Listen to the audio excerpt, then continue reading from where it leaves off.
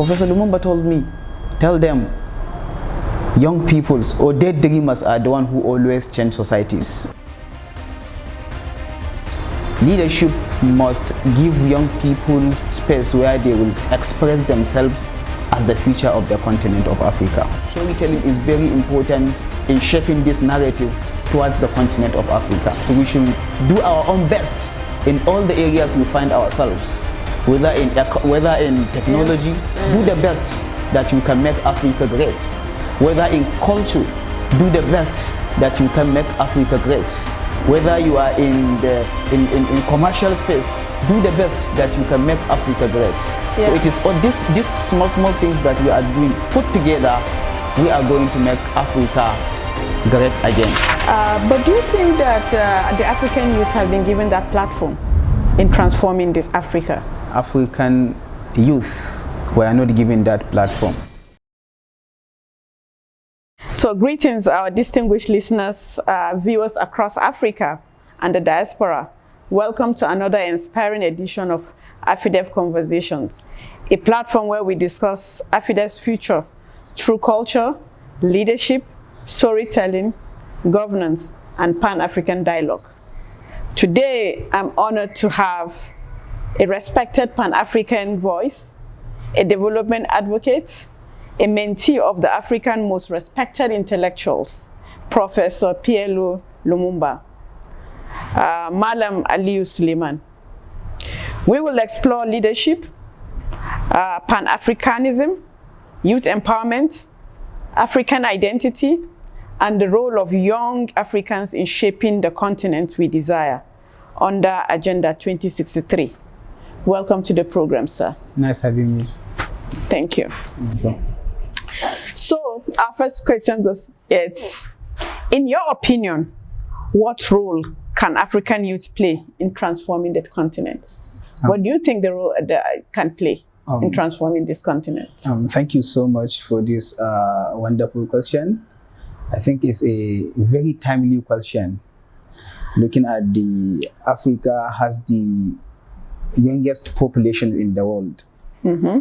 And then we all know that any society that does not pay regard to her young men and women is a society adrift, a giant headed to the rocks. So if Africa is going to realize her potentials, young people must have their own pride of place in harnessing their potentials in the continent of Africa.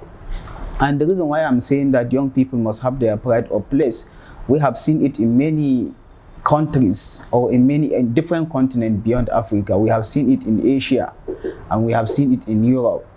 And do you remember, let me give you a few examples. When Martin Luther King Jr. was changing the narrative of civil rights movement, he was very young, and he and his peers were marching in Montgomery, Alabama in the United States of America, and we have seen how civil rights movement come into fruition.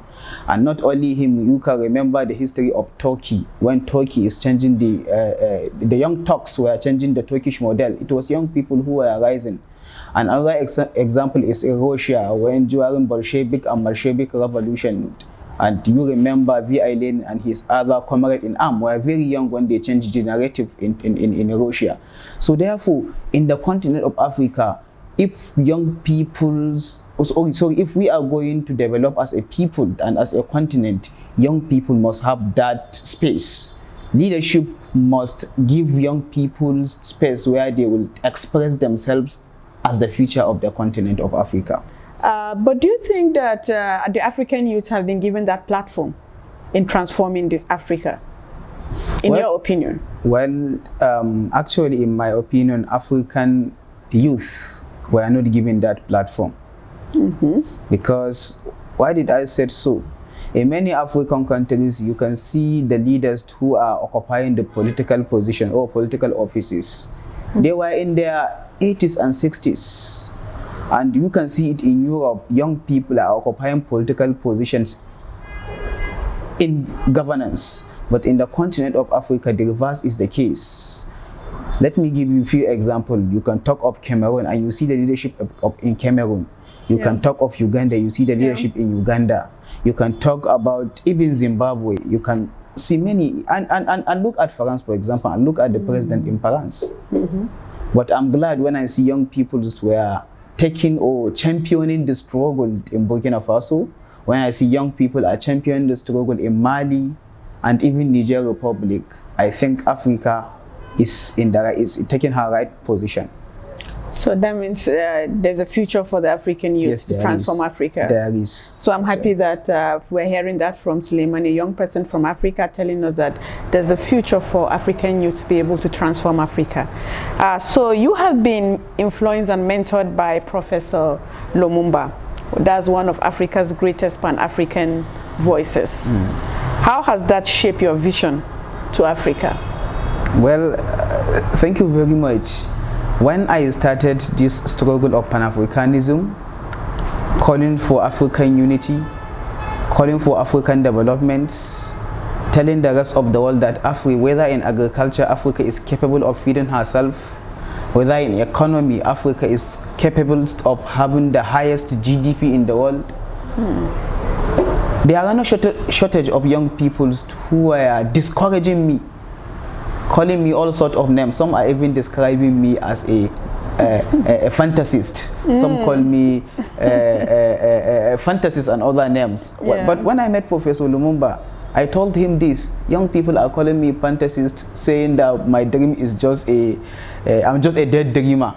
This is what young people were calling me. Then Professor Lumumba told me, tell them, young peoples or dead dreamers are the one who always change societies. And I agree with him. If you look at Kwame Nkrumah, he was a dead dreamer, and we have seen how he championed the Ghana's independence in 1957. Fantastic. If you look at Azikiwe in Nigeria with his allied Abubakar Tafawa, they were dead dreamers, but they fought for the independence of Nigeria. When you look at Nyerere, he was dead dreamer, but he championed the struggle of independence in Tanzania. When you look at Jomo Kenyatta in Kenya, he was a dead dreamer. So dead dreamers are the one who always change societies. So do you think the perception of these youths that we're talking to during those days have changed now?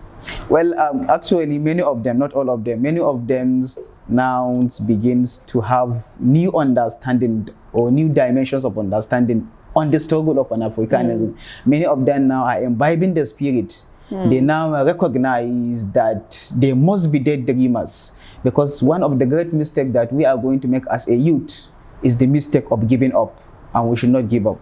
We should not despair. Yeah, thank you. So, you know, the African International Documentary Festival Foundation strongly promotes documentary, storytelling, and cultural preservations. Why do you think that storytelling matters in Africa? Development. Yes. In Africa's development, why do you think it matters? Well, actually, storytelling is very important. Is very important for the development of the continent of Africa. Why did I say so? I said so because today in the world, the African story is about slavery, poverty, corruption. This is how the rest of the world project the continent of Africa. And meanwhile, there are good things that are happening in the continent of Africa. They don't tell you about Zimbabwe's development, Rwanda's development. We all know that Rwanda, after the genocide in 1924, where nobody thought that that country is going to rise again.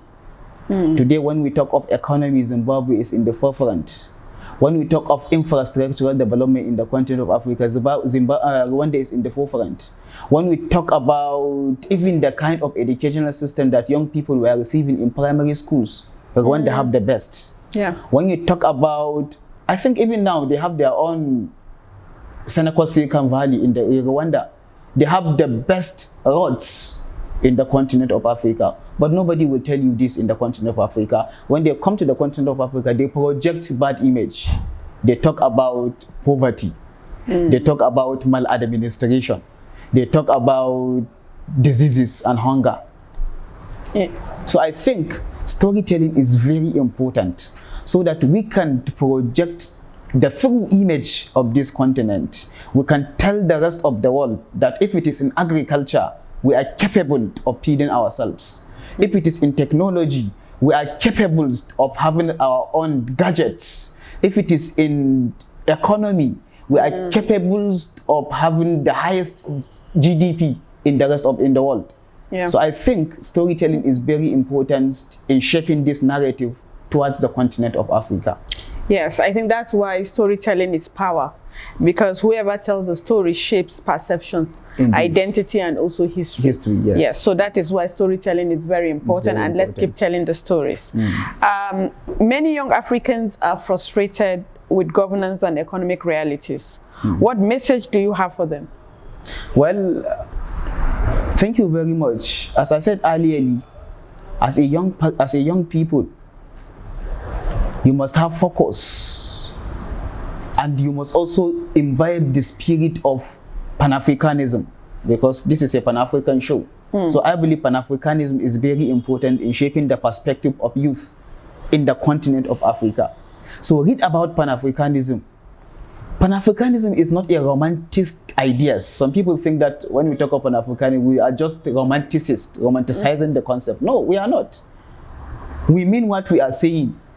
We must begin to imbibe that spirit and teach younger ones that Africa is capable of uniting herself, because we recognize that it's only in unity that Africa is going to recognize her potentials. So young people in the continent of Africa, what they should do is that they must not be despair. As I said earlier, they must not be despair, and they should not give up, because there was a saying, daydreamers. Sorry, there was a saying, impossible belong to the dictionary of fools and cowards. As a youth, we should not believe, or the word impossible should not be in our dictionary. We are not cowards. We are not daydreamers. We are African crusaders. And we should do our own best in all the areas we find ourselves. Whether in technology, do the best that you can make Africa great. Whether in culture, do the best that you can make Africa great. Whether you are in commercial space, do the best that you can make Africa great. So it is all these small things that we are doing, put together, we are going to make Africa great again. Because there was a saying by that Indian Mother Teresa of India. She said, when I entered into a dark room, I wonder not why it was dark, but I lit my candle that it may contribute in destroying the darkness. So young people must also play their own path in destroying the darkness. Thank you. So is that what Pan-Africanism means to this generation? Yes, that's what Pan-Africanism means to this generation.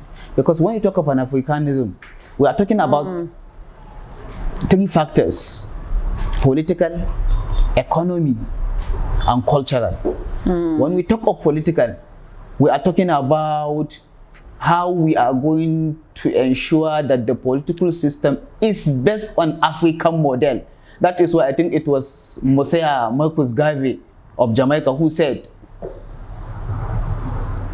black man was dying because he has no economic system. He was dying because he has no economic system. So if we are going to be great as a people, the economic system should not be capitalism as they said. The economic system should not be socialism as they called. The economic system should not be mixed economy as they called. The economic system should be based on African model. And I've seen that African model in the 1960s when Julius Nyerere of Tanzania developed an idea or economic system called Ujamaa. It's a Swahili, it means familyhood. It's a kind of social system that, economic system that works for Africa, although that system was rudely interrupted by some certain powers during Nyerere. So I think that's what Pan-Africanism means. We must understand it from political, economic, and cultural aspects. Thank you. Thank you so much for that. And I also think that, Pan-Africanism also means, supporting African businesses, African creatives, African innovations, and African solutions. Just as you said, we need African solutions to our problems. So we need to do that. We need to find our own solutions. We don't need to go out there to get solutions, but also to get our solutions by ourselves. Yes. So let me don't keep you too long here. I think one of the last questions is, how important is culture and identity in Africa's development journey? How important is our culture and our identity? Culture. Let me quote the former late ambassador of Nigeria in the United Nations in the First Republic, late Ambassador Yusuf Metamasale, when he was asked about culture, and he said, any people that lose their culture and their identity will lose their, any people that lose their culture and their identity will end up being a poor caricature of what they are trying to copy. They will be out of source everywhere, at home nowhere. La ilaha ulai wa la ilaha ulai. They will not know where they are because they don't have their identity, they don't have their culture. So culture is very important. I think it's in Swahili they were saying, he or she who forget his culture will be eternally a slave. And it is true, Africans were missing and losing their cultures. We are losing our cultures and borrowing other people's culture.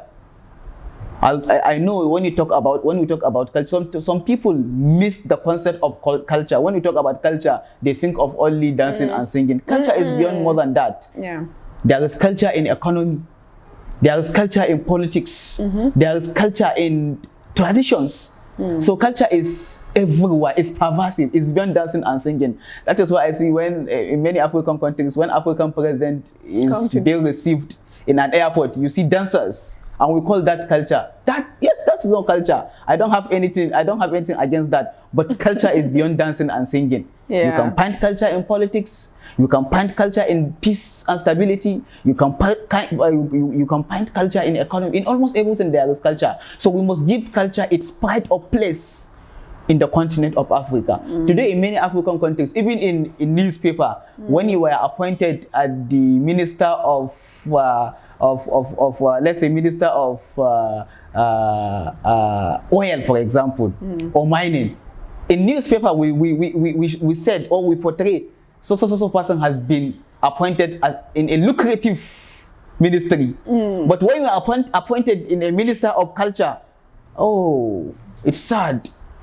The way the African caption or the way the newspaper will portray you, even in the captions, is very saddening. And I think we must begin to show the importance of culture to our younger ones so that the African culture will not be in vain.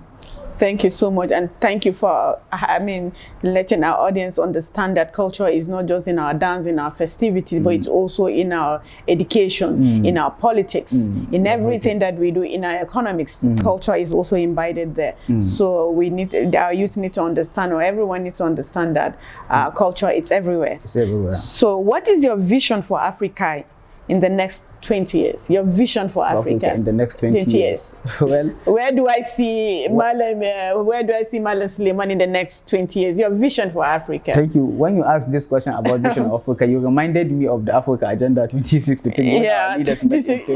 When our leaders met in 2013, and they came up with the Africa Agenda 2063. I think it's too long. Well, my vision in the next 20 years, as you asked, I want to see an Africa where I will carry my passport and I will travel all the way to Ethiopia in East Africa, and nobody will ask me, where is your visa?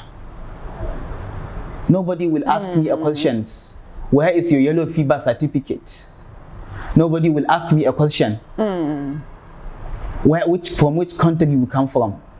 I look forward to an Africa in the next 20 years where Naira will not matter, Bill will not matter, Kwacha will not matter, shillings will not matter. What will matter is an Afro currency. So thank you. I look forward to that Africa. Thank you so much for your time, Malam Aliyu Suleiman, for sharing your insights and your vision for Africa. To our listeners and our viewers around the world, thank you for joining us at AFIDFF Conversations. Let us continue telling our stories with pride, with dignity, and with purpose. Thank you, and looking forward to the next edition.